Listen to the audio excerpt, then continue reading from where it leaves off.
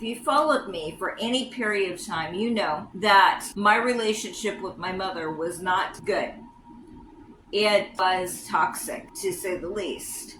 She was controlling, she was manipulative, she played mind games. She would threaten to off herself if I didn't do what she wanted. She didn't like me being a child and playing and being noisy. She didn't like it when I would be in my room with the door shut and doing my own thing. She didn't like anything I did, didn't like the people who I would associate with, didn't like any of the people I dated. She did not like anything that had to do with me. And from that, I gained a lot of anxiety, worry, depression. I felt that I had to keep everything intact so that she wouldn't go off.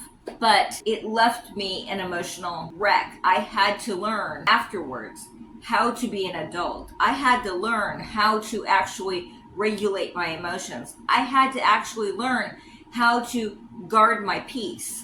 But the problem with that is that we don't put enough emphasis on guarding our peace. We don't put enough emphasis on anchoring ourselves into Christ and the identity we have in Him.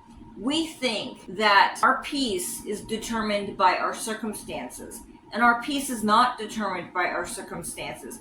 It's determined by our identity. We can be peaceful in the midst of the storm. We can be peaceful in the midst of chaos going on around us, as long as we know who we are in Christ. The Bible tells us in Proverbs 4:23, it says, above all else, guard your heart, for everything you do flows from it.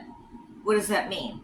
It means that whatever you are putting into your heart, whatever seeds you are sowing into your heart, will come out your mouth. When chaos happens around you, when you go through trouble, your first words are going to be an indication of what is in your heart.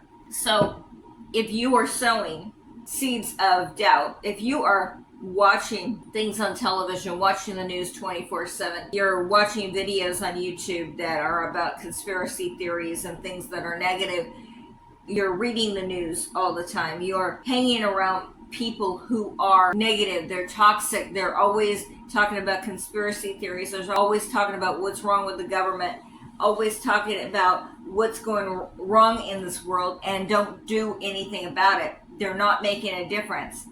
That is what you are sowing into your heart, and that is what is going to come out of your mouth.